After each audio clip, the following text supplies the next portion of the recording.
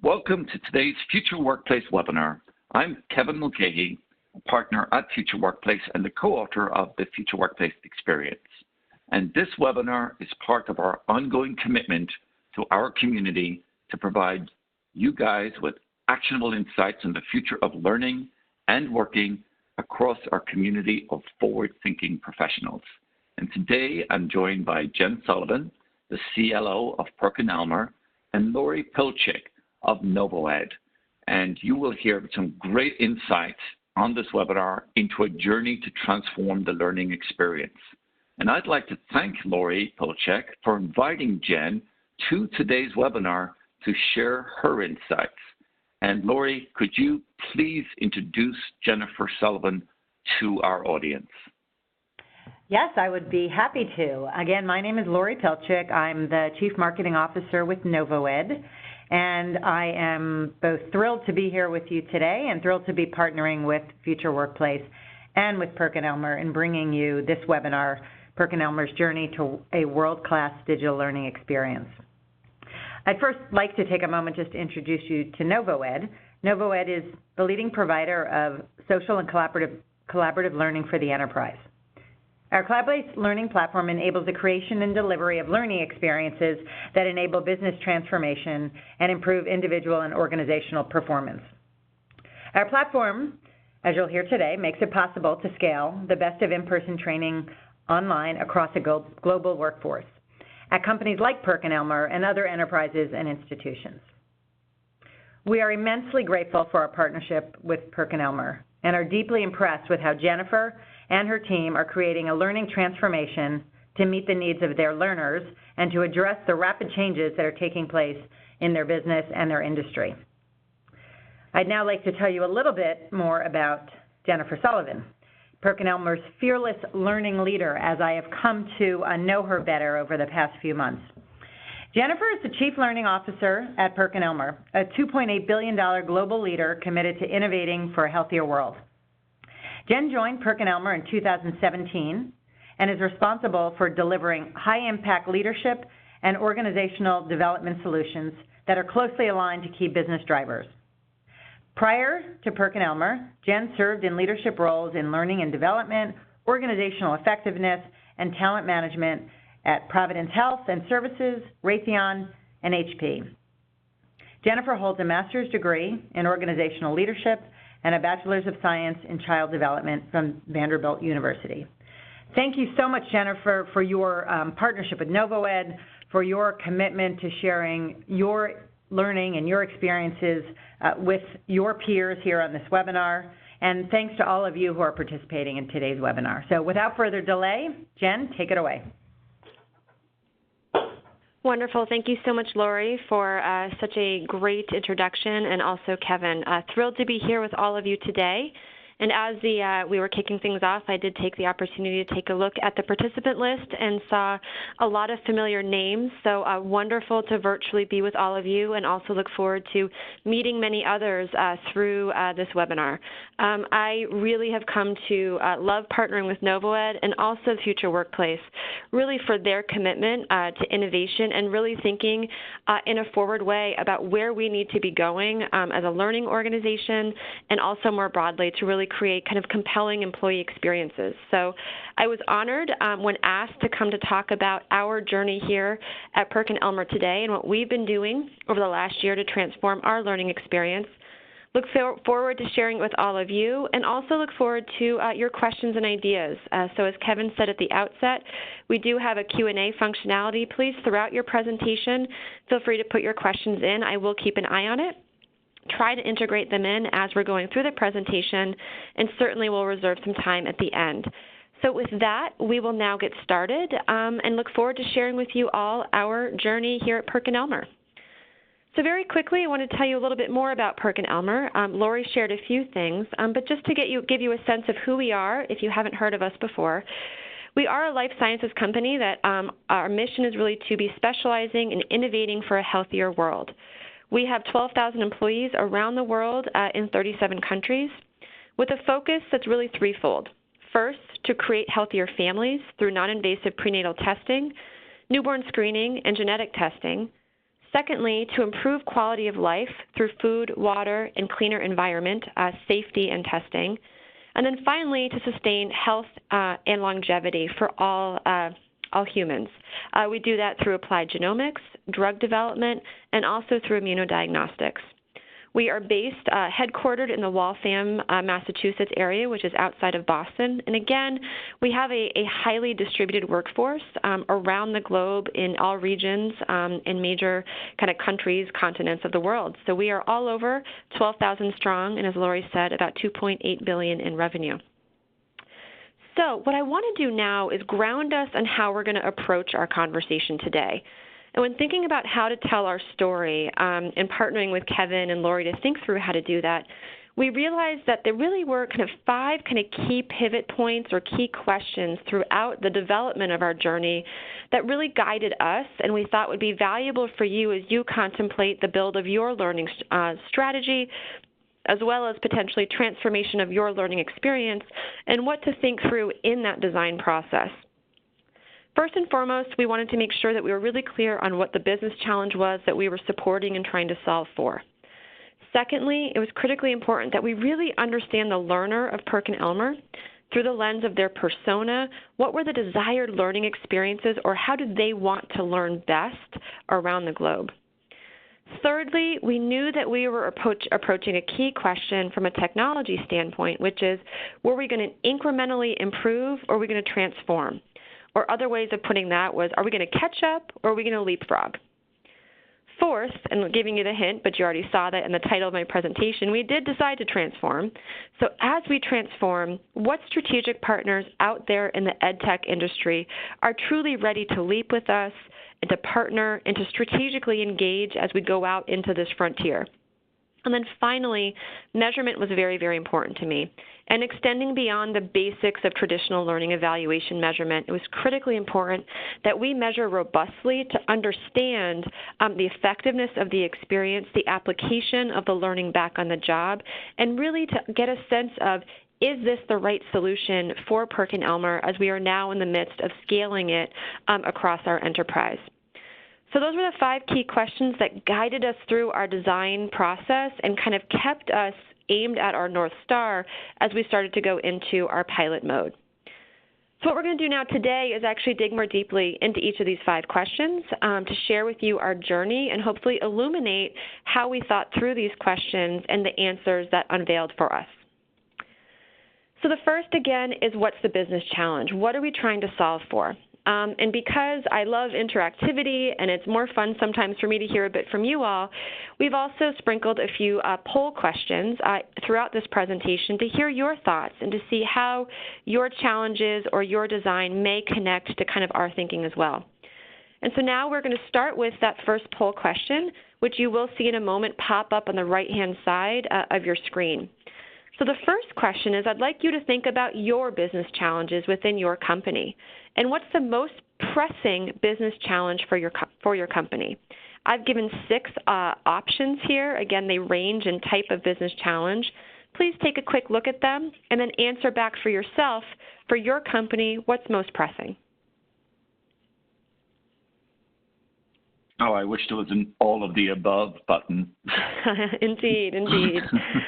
I think many of us are probably wrestling with many of these, for sure, Kevin.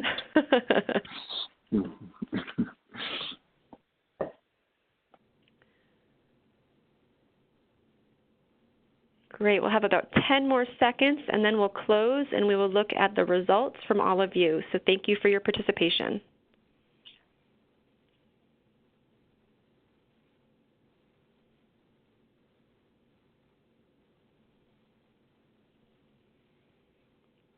All right, so I am looking at the results, and we have, a spread across. I would say, let's see, the leader of the pack would be speed of change, very closely followed by encouraging innovation, and then the third was actually a tie between managing growth and responding to technology transformation. Great, but certainly it seems like all of these are relevant to you all, and those were our top 3 from you. What I'd like to do now is share with you what our top 3 were, and that really started to create the baseline of our landscape that we were seeking to solve for. So what was, about a year ago when we embarked upon this journey, what was the PerkinElmer challenge that we saw? The top 3 business challenges that came out from our assessment of our organization, and that assessment actually was a survey that went out to over 30% of our manager population. These were the top 3 business challenges that came back to us. Interestingly, attracting and retaining talent was our number one kind of what's keeping them up at night. Number 2, responding to technology transformation, and number 3, speed of change. Both 2 and 3 were in the top 3 from all of you as well. So we have common challenges across our group here. The second thing that we looked at then was really the realities of our workforce. As I mentioned in the introduction of PerkinElmer, we're in 37 countries. We are rapidly growing both through organic and inorganic growth and rapidly expanding our global footprint, which is very exciting to be feeling as though really a part of a global organization. With that comes, from a learning standpoint and many other elements of a company, challenges, where we find our 12,000 employees spread across 37 countries. Many are in smaller teams or they are in smaller sites, and many more are actually fully remote in our sales and our service organizations, working out of home offices and in the field. And so when thinking about that reality from a learning strategy standpoint, we really had to contemplate what new modalities do we bring into our learning approach so that we actually reach all of those learners around the world, which I'll obviously talk about throughout this presentation. Secondly, relative to our evolving workforce is the diverse generational mix. This certainly is not unique to PerkinElmer. This is something we all on the phone here today are wrestling with. Our projection at PerkinElmer is that the millennial population will take over the #1 slot in our generational mix in the next 2 to 4 years.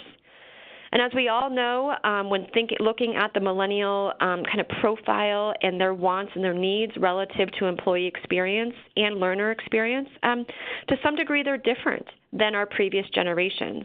So as we contemplate that leap forward and that transformation in learning and employee experience, it's going to be really imperative to be an employer of choice and competitive in the talent marketplace, that we are a place where millennials want to be. So that's also a factor we started to contemplate relative to our current state challenge.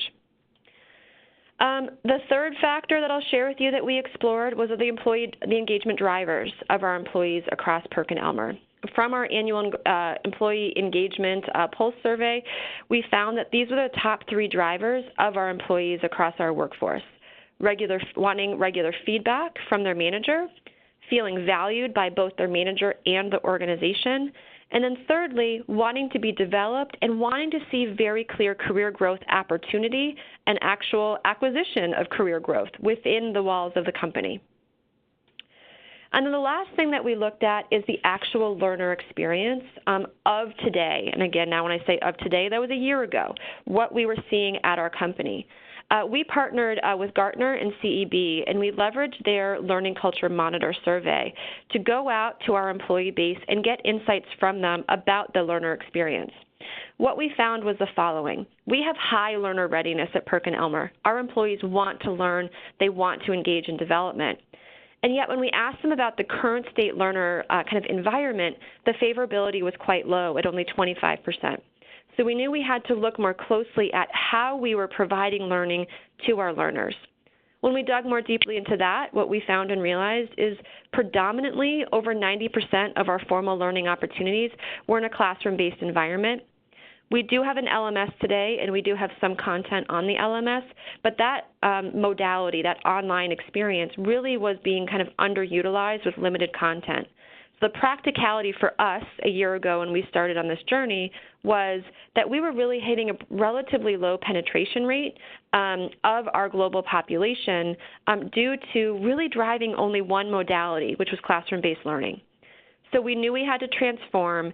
And when thinking about kind of the what, the where, and the who, we took a step back and looked at this whole landscape and decided the who that we should focus on first was the managers of PerkinElmer. We decided that for a couple of reasons. We believed that to start to remediate some of the top business challenges, the more equipped and empowered we can make our managers to be to attract and retain the best talent, to respond to the changes in the environment, would start to stabilize and then also empower our employee base. We also saw when looking at the engagement drivers, we had 100% control of the positive or negative experience our employees had on a day-to-day basis, because these 3 engagement drivers are all in the hands of the manager. So equipping the manager to support these engagement drivers as effectively as possible would also have a strong, very strong positive effect that would then result in increased productivity, et cetera. So we decided to focus on the manager learner, and then looking at the learning experience, we knew that we had to bring in new modalities of learning in order to reach and access our evolving workforce around the globe. So let's now take a look at our second question, which is, who is that PerkinElmer manager learner, and what was their desired learning experience? The managers of PerkinElmer are very, very diverse in nature. Obviously, we have a footprint around the globe, which brings in many different cultures, many different kind of starting places from a mindset on management, and also we have managers spanning all of our generations. Particularly in our emerging market populations, we have a lot of younger managers coming into new roles of management. And then we also have seasoned managers in other areas of the world that have done things a certain way for a very long time. So our manager population is diverse in nature, which also creates, frankly speaking, a diverse set of needs and wants on how they want to learn. So we knew it was important to go out and actually speak to our manager population and capture through their voice, their hearts and minds, what was important to them. Before I show you what we learned from them, I want to put out one other poll question. And what I want you to think about for a moment is your learner experience today and your learning strategy when thinking about the next 12, 18, 24 months. And contemplate when looking at this question, what element you feel is most critical to taking that next step in your learner experience and in your learner strategy. So take a moment and read through the 5 choices that I've given you. And again, think about what is the most critical next step for you in realizing that learner experience and learner strategy for your organization. We'll give you about 20 more seconds to review those answers and to select and submit. What's interesting here is you have one that we don't see that often in choices, is this opportunity to practice new skills. I guess you're going to speak more about that, but that seems very active versus consumption-oriented. Absolutely, Kevin, and thank you for that tee up, because that for us was critically important. And I'll talk more in a moment about how we enabled that in this learning experience. But for us, it wasn't enough just to do strong awareness-building learning. To really change the capability of our managers, we knew that we had to get to deep behavior change. And with that, my belief and kind of my background in sort of adult learning is that they had to have opportunity to wrestle with the ideas and to practice them in a safe learning environment. So we'll absolutely talk about that in a few moments. Yeah. So I see the poll has ended. Yep. Go ahead, Kevin. Yeah. No, I'm interested in what you also think about. What do you call interesting learning? It's a very unusual phrase to describe learning. So looking forward to what makes it interesting. Absolutely, absolutely. Okay, well, our answers have come back in, and Kevin, to your curiosity around practice, that actually came in as number 1. Really finding ample opportunity in our learning experience for robust practice and application of those skills in a safe learning environment came in as number 1. Number 2, people are wrestling with accessibility, which is how do we actually create learning that is accessible and scalable anytime, anywhere. And then 3rd, we had engagement. So that was really thinking about how do we ensure our learning is as interesting and interactive as possible and actually captures the minds, the heart, and the sustained interest of our learners to robustly engage with it. So great. Well, thank you all for your input, and we'll look forward to diving more deeply into these with all of you in the subsequent slides. Because for us at PerkinElmer, all 5 of these became our key design criteria. I'm going to talk for a moment as to why. Because because classroom-based learning was really our only modality of learning at PerkinElmer when I joined a year and a half ago, it became really clear that that was what people knew and it was what they loved. And so if we were going to be successful in transforming the learning experience and getting it into a mode of scalability, we had to think about how do we, as really as effectively as possible, transform through learning technologies that traditional classroom experience. So we know that our learners in a classroom experience love the high engagement, the interactivity, the interesting content, and really just kind of the energy in the room when you've got a great facilitator. We also know that they like to practice, to have time to wrestle with ideas, to contemplate the ideas, and really role play, et cetera, and really deeply practice through exercise format. An added benefit of classroom-based learning is the opportunity to meet others and actually build relationship during the duration of the program with those that you may not have otherwise met or learned. Fourth, it was really important for our learners that the content is grounded in business relevance and context, but also through the lens of leading thought leadership around the globe. And then lastly, if we were going to start to transform this learner experience, it had to be accessible. It had to have flexible access anytime, anywhere, any device. If we were going to get our learners to kind of jump out of the classroom and come on this tech-enabled journey with us, it had to be easily accessible. So these actually became our 5 design criteria to start to dream and envision, to really dream and envision what this learner experience could be. We then You're had leaving to us hanging here.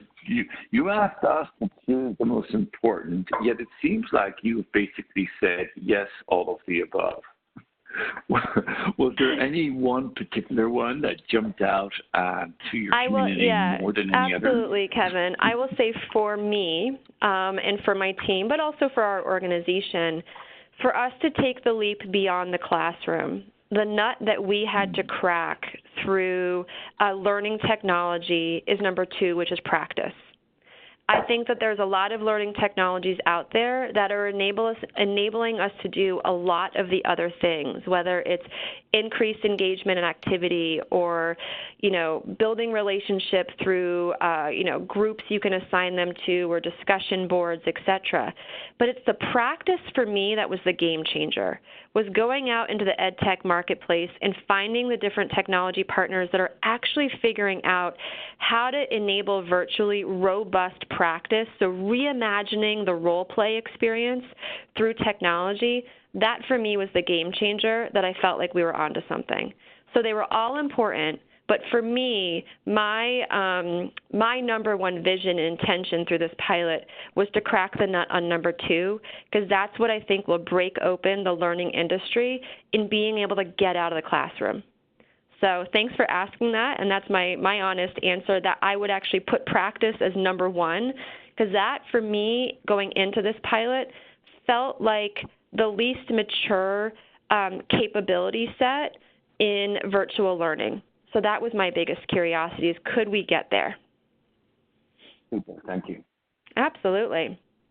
All right. So the other lens that I just wanted to ground you all in is how we then also thought about bringing this desired experience to reality or to life through adult learning principles, instructional design principles that all of us here on the line today, know and love. But I wanted to ground us so that you knew how we were thinking about really creating a high-impact, results-oriented learning experience. And we looked at it through 3 stages of learning. Number 1 was this learning and reinforcement phase, where we provided really meaningful, robust, insightful content to them, both through live instructor-led delivery as well as self-study reinforcement and activity that they did independently. Then we wanted to give them ample opportunity for practice and feedback, per Kevin's and my previous conversation. We knew that this orange box is where kind of the rubber met the road to start to drive behavior change learning. They needed ample opportunity to practice, to role play, to get feedback, and to wrestle with these ideas in a safe learning environment. And then lastly, the last question then was, how do we ensure that we give them the accountability but also the follow-through support to apply the learning back on the job? So from an instructional design standpoint, and to realize those 5 design criteria on the previous slide, this is sort of the adult learning principles and theories that we had in play as we then sought to really actually design this thing. All right, so the big question, which you probably already know the answer to due to the title of my presentation and why I'm here, but we did at a certain point when contemplating what we wanted to actually build for our learners, we did ask ourselves from a technology standpoint, how far are we ready to go? Are we going to try to catch up and bring a few new feature sets kind of into our learning technology stack? Or were we going to leapfrog or really transform? And as you can probably guess, we chose to leapfrog and transform and think really holistically differently about what are the players out there from a learning technology standpoint that are ready to leap, and how do we engage them and stitch together really a very new and different learning ecosystem to realize all those design criteria and those adult learning principles. So let's now take a closer look at what we actually developed. So our program was called MyPath, Learning for Managers. And as I've alluded to previously, this was 100% virtual learning experience, really with the intention of taking the best of the classroom experience and transforming it through cutting-edge learning technology, as well as world-class contemporary learning content. Our pilot was 10 weeks in nature, where we asked our learners to engage with us both synchronously in live format virtual events and asynchronously through self-study work for about 2 to 3 hours per week. Our target audience was kind of new frontline managers all the way through to senior management. This was a centrally funded pilot, but if you're curious about price points for rolling this out going forward, be more than happy to talk you guys out offline. And what we decided to focus on from a content area were 4 key areas. Our participants engaged both in structured, facilitated learning curriculums that are 4 weeks in nature, as well as pure individual self-paced learning content across 4 area domains: leading through change, coaching and feedback, communicating for impact and influence, and data-driven decision-making were our 4 content areas that we brought into the pilot. And going back to kind of Kevin's and my banter earlier about practice, and my opinion that figuring out can we virtually facilitate robust practice, to me was the key to unlocking the potential of being able to facilitate behavior change training virtually. I decided to add one more challenge to my team through this pilot, which is let's take some of the content that really requires a lot of practice to get to that behavior change, and let's throw that kind of content into this pilot. So we are really pushing ourselves and challenging ourselves to test this model to see if it works. Earlier in my career, I worked as a facilitator working around the globe, and I taught content area like change management, coaching and feedback, and communicating for impact and influence. And if you had asked me 10 years ago, could you teach this virtually, I honestly probably would have laughed and said absolutely not. You have to do so much practice, so much dialogue, so much kind of wrestling with the ideas. You could never do that virtually. So I decided to give my team and myself that challenge to say, if we can crack the nut on practice around this content area, I believe this learning ecosystem could work for any content. So if you guys could tell, I set the bar really low, being sarcastic, for my team. We set out on a really big challenge. It was an exciting challenge and one that I'm very proud of and happy to share now was successful, obviously, and I think there was a lot that we learned from it for all of you as you contemplate your learning strategy and how far you're ready to go on that kind of leapfrog pendulum to think differently about how you deliver learning in your organization. So let me now kind of get a little bit deeper to show you kind of more concretely how we brought this to life. So if you recall, the adult learning principles or kind of ISD approach that we used, the learning and reinforcement, practice and feedback, and on the job, you see on the bottom, and you see we've got little icons associated with those. What I'm going to show you now is actually the 4-week-long curriculum around change leadership that we designed and then ended up deploying through the NovoEd platform. The first 2 weeks of this 4-week curriculum were focused on the human side of change. So really helping our managers understand the human dynamics and the human principles of how we operate as human beings within change, and how we need to understand that to then, as managers, support our employees when they're in that unstable phase of change. So what you see here on on week 1 is really focusing in that learning and reinforcement kind of design phase of the learning, where they came into a live virtual session. We used for our live delivery formats, we used Adobe Connect as our core technology for our live sessions. Adobe is a great platform that also not only where you can use webcam, you can stream video very effectively, but it also has a breakout room functionality where you can basically have a period of the 90 minutes where you were doing, instructor-led, like you were in front of the classroom, and then you can, through the breakout functionality, send them into table exercises where they break out with 2 or 3 other people, they do a table exercise through this breakout, and then they come back into the main group format. So the Adobe Connect technology really enabled us to reimagine that core set of classroom experiences that we create traditionally in a face-to-face environment. So they did that with us for 90 minutes, and then the remainder of their week was all done on the NovoEd platform, and they, in independent study format, explored additional content like TED Talks or HBR articles. They engaged in community with their other learners through group discussion boards, etc. And then they started to identify a potential change challenge in their organization and team today that they could work as a case study. So again, as you see through week 1, primarily we had them focused in that learning and reinforcement kind of phase of the instructional design. Week 2 started to transition them much more into the practice and feedback phase, where we had them come back into a live virtual session, again through Adobe Connect, but this time it was a practice lab format.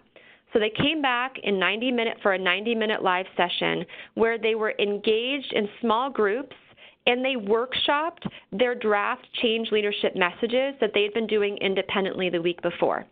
Some role-played and actually practiced the delivery of it for feedback. Others kind of just workshopped it and shared their draft work. We had a facilitator there engaging with the small groups, and we also did a full group debrief of the 90-minute kind of experience or workshop together. Then they were sent back off into their self-study work on NovoEd.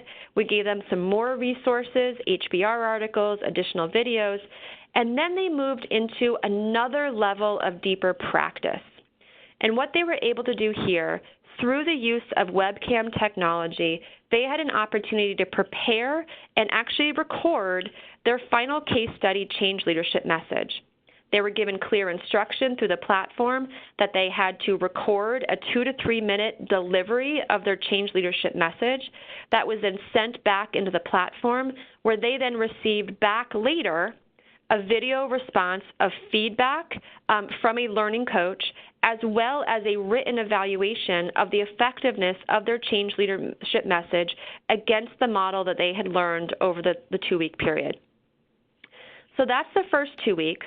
And then weeks 3 and 4 follow the same type of instructional design approach, where week 3 more focused on learning and reinforcement, week 4 more focused on practice and feedback, but this time the content was focused on leading organizational change. So introducing a model, very akin to a John Kotter-like leading change model. What are all the mechanics, the tools, and the resources that we want our managers to have in their toolkit to be strong change leaders?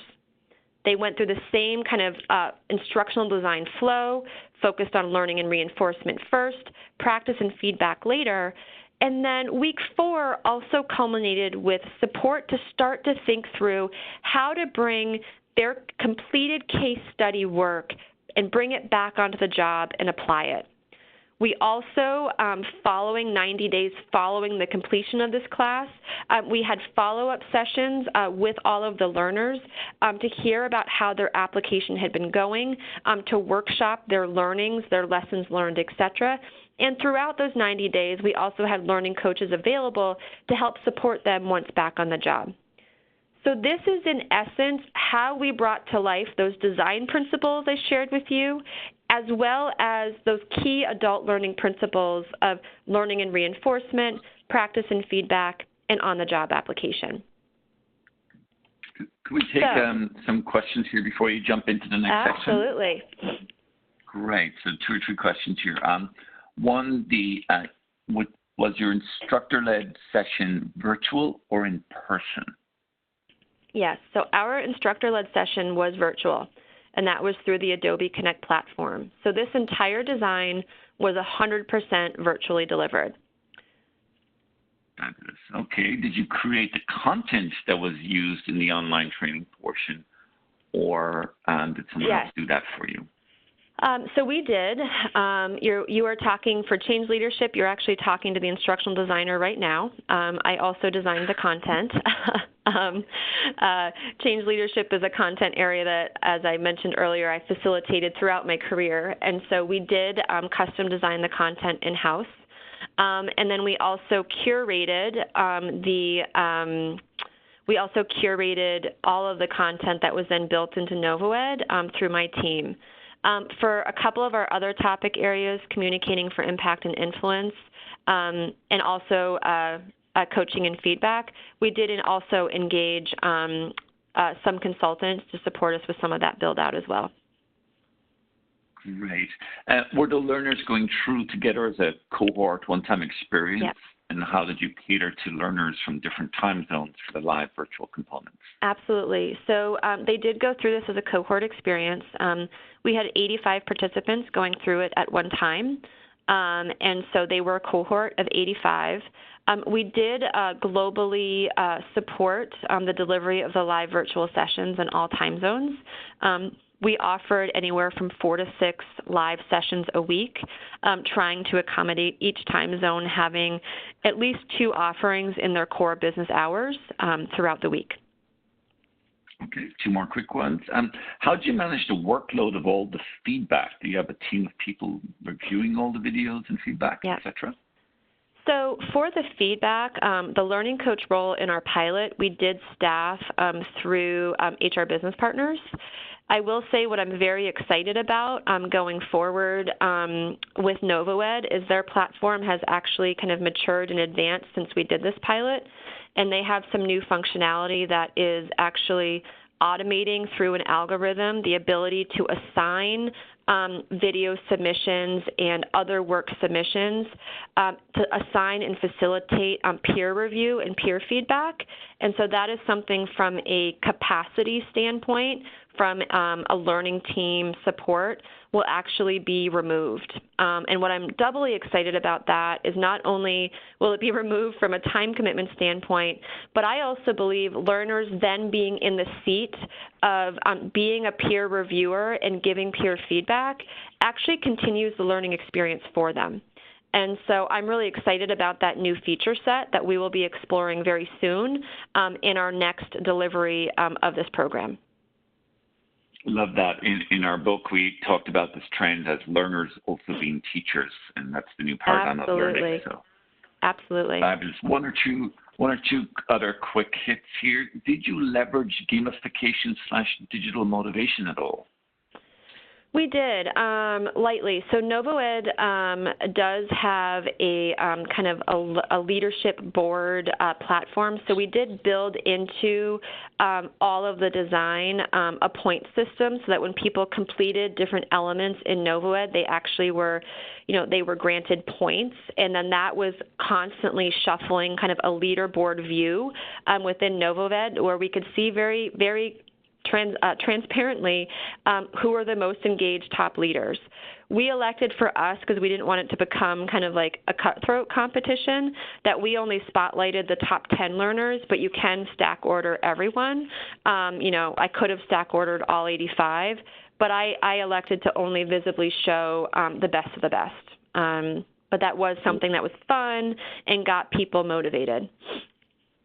Right. And then you mentioned at the beginning you're a global company. Is language a concern? Or is everything in English, or do you address multilingual Yeah, so for our pilot, we ran in English only because we were testing a multitude of technology platforms as well as content provider platforms. So for our pilot, we ran in English only. However, we did vet the partners that we selected. We did vet their readiness to go multilingual, whether it was a content provider. Did they have their content in multiple languages that we could purchase? If they were a tech provider, a pure platform provider, where are they on their roadmap, or do they already have language packs, or where are they on their roadmap to getting language packs? Because as we move into an enterprise delivery of this, we will be delivering in multiple languages. So that was a key consideration for us when we were evaluating potential partners to bring into the pilot. Fabulous. All right, we'll deal with the other questions after your next section. Great. You. Well, thank you guys for the questions. They're valuable to me as well to hear kind of what's resonating and what people are thinking through. So thank you guys, and please keep the questions coming. And I actually think that's a perfect transition into our next question, which is, as we transform, what partners are out there that are truly ready to leap with us? Obviously, you've already heard from Lori from NovoEd.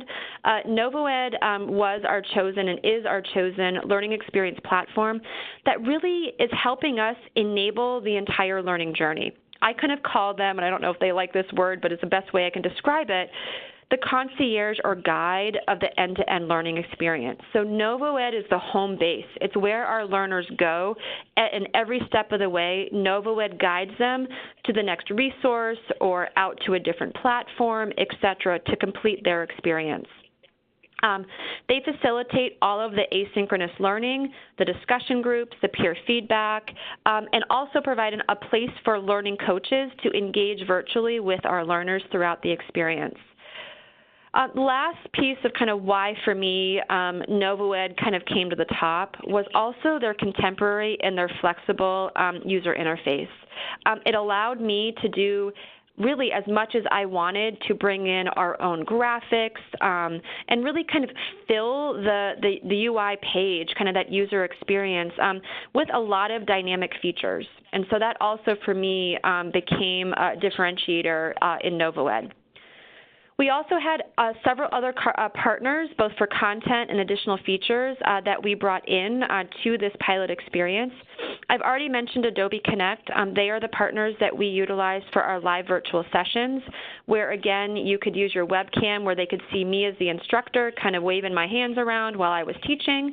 Also, you could stream videos very fluidly and smoothly. We brought a lot of video into our live instructor-led session to bring the content to life.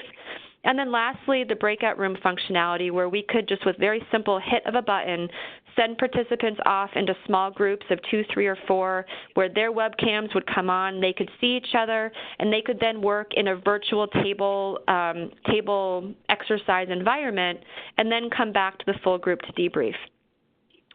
The one other kind of one question on this page is pretty relevant. Did you build the lessons internally or purchase content outside of the articles, videos, TED Talks, and if so, what ratio? Absolutely. So our live instructor-led content, we 100% built ourselves. Kind of our core models and the actual 90-minute sessions, that was 100% built internally. Where we used Grovo, which is a great micro-learning platform, Harvard Business Publishing, and TED Talks, we used them on the NovoEd platform for all of our reinforcement. So our live sessions were our content, and then we used the content learning providers as those micro reinforcements, deep dive HBR articles, inspirational TED Talks, to reinforce what they were learning from us in the live instructor-led sessions. And so I would say, I guess I would put it at 50-50 because the live instructor-led sessions were obviously extremely important, and we 100% designed those ourselves, and then the sustained and reinforced was 100% curated from content providers. We did do the instructional design of both the live session as well as the curated content. We in-house did that ISD work.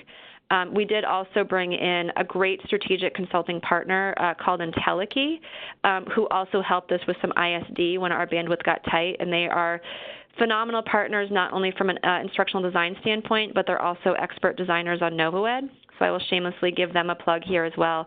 Again, their name is Innovating, and I'd be happy to share their information with anyone who's looking for a strong ISD partner as well as technology configuration partner.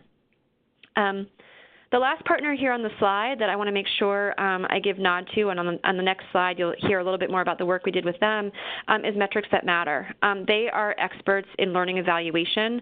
They have reimagined the classic smile sheet evaluation into something that gets predictively at level 3 and level 4 and even ROI learning analytics. And so we brought them into our pilot experience, not only to validate whether or not our pilot was working, but also to start to introduce and equip me with my senior-most business leaders on having a different kind of conversation about learning. So with that, I'm actually going to flip now to our measurement strategy and some of the results that we got in this pilot.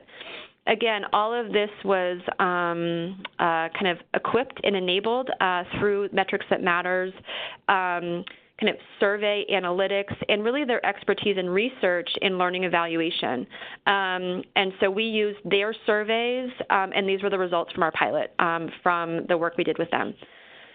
From a learning experience standpoint, we were quite pleased when we saw these results, 87% favorable on learning content, and our tech enablement and our overall learning effectiveness also, in a higher range. I think the few things that pulled our enablement and effectiveness down a little bit were some of our known realities going into the pilot. One, from a tech optimization standpoint, we did not seamlessly integrate or put in single sign-on to our technology bridges. We did that purposefully because we were still exploring what technologies we wanted to scale. So we believe when we do that tech optimization, that tech enablement score should go up. And then the learner effectiveness, I also think, dropped a little bit because we only delivered in English. And again, that was a known design decision for our pilot. So once we engage in local language resources and delivery, I also see that effectiveness score going up. We did have some challenges, particularly in our APAC market, where being 100% in English and asking them to fully understand HBR articles in English was rightfully so challenging. When looking at the overall value of the learning and the likelihood of applying what they learned on the job, 84% favorable. We were thrilled to see that result. And also when we asked them what they believe the learning will impact, seeing an 86% response rate in team engagement, we were ecstatic by. Because a key message throughout this pilot management development experience for our managers was opening their eyes to their potential as a manager to drive engagement of their employees. And that connection had not been strongly made enough at PerkinElmer historically.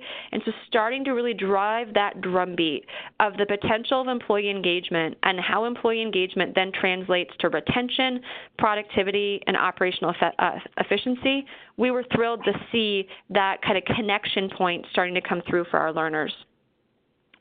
The last piece I'll highlight here on this slide, and this is really where the rich database of benchmarkable data that Metrics That Matters have really helped us tell our story that we couldn't have otherwise. And that was the ability to benchmark us against their global industry corporate university benchmark. Their NPS for corporate universities is 36%. And for those of you, just quickly, how NPS scores work, you ask the question of the learner of on a scale of 1 to 10, how likely are you to promote this or recommend this to another peer or colleague? How the NPS score is then calculated, it takes everyone that scored you a 9 to 10, and that's our kind of your active promoters by definition, and it subtracts everyone that scored you a 0 to 6, which you basically kind of consider your detractors. Anyone that's 7 or 8 is neutral, and you kind of throw them out. So that's how Metrics That Matter got that score of 36 as the average kind of industry corporate university benchmark. All 6 of our sessions at least met the corporate university benchmark by Metrics That Matter, and these 3 far exceeded it. And so we were ecstatic to see these results for our individual sessions. As for us, it really told us the story that we're onto something, and we are headed in the right direction. Okay, so my closing statement for all of you, and this is my little kind of drumbeat and soapbox moment for all of you as you're contemplating everything that I shared. I was faced with that really pivotal question, 12 to 18 months ago as the CLO of PerkinElmer, which is, do I want to just keep on kind of incrementally trying to turn the dial on learning, or do I want to change the game at PerkinElmer and radically leapfrog and transform quickly? And where I landed was recalling back something that a mentor of mine has said to me over the years of his mentorship, which is, if we as learning professionals are not risking our job, we're risking our job. And so I say that to all of you today. As our workforce is evolving, as millennials are going to be our majority learner very soon, as expectations are changing in employee experience, I believe that now is the time to transform, for us not only to maintain our relevance in the learning industry, but also, frankly, to meet our learners where they are and hopefully exceed their expectations. So thank you so much for your time today. I think we've got about 7 or 8 more minutes for any other questions that you may have. Kevin, I'll hand over to you because I think you've been kind of keeping track of the Q&A log. Perfect. Thank you very much. That was awesome. So, what was the most pleasant surprise for you from the learner's adoption of MyPath? So, I think the most pleasant surprise for me, or my hope that was then realized, was that the practice features worked. And when we talked to learners at the beginning that, okay, you're going to record yourself with your webcam, they were terrified. They were not liking the idea. It's kind of like, the role play on steroids, the traditional role play on steroids. Now you're going to have a video that, oh gosh, you can watch of yourself as well. So at first they were very trepidatious about that. And at the end of the pilot, we had so many participants tell us how valuable both the feedback was as well as the ability to see themselves. And although scary at first, it became one of the most valuable feature sets of the whole experience for them. We saw that you had aggregated and interconnected a number of platforms and content providers and LMS providers and learning providers, etc. Did you feel at some time that you were becoming an IT integrator, or how did you manage all of that? Oh, that's a great question. It was hard. And to be completely honest, we had a couple of other tech providers, content and tech providers, that were in our original mix of our pilot. We had 8 early in our pilot, and this is kind of our go-forward strategy. And absolutely, yes. If I learned so much in a year, fortunately, I have an amazing learning technology lead on my team, but I learned so much about, I didn't even know the terminology ed tech a year ago. And so I learned so much about the technology world, the realities and the complexities of how to actually create this type of seamless experience. And I'm not going to lie, it's hard. It is hard, and that's some of my feedback to my strategic partners, like NovoEd and others, of the faster the ed tech industry can make this easier for CLOs and, learning practitioners, the better, because it is not it's not an easy journey right now. But I guess what I will say is it was 100% worth it. I would do it again in a heartbeat, and I'm so incredibly excited about the type of learning I'm now able to provide to my workforce. But yes, it was hard, and I became a CIO overnight and had to learn how to make this stuff work and how to know the right questions to ask and the things to push for, and have the right partners internally with me. Again, if I hadn't had my learning technology lead who was translating the technical mumbo jumbo for me for a period of time, I probably would have been dead in the water. So get the right people around you and leap into the murky unknown. It's still worth it. Great. I've just got time for one final question here. How have you changed the culture to learn differently?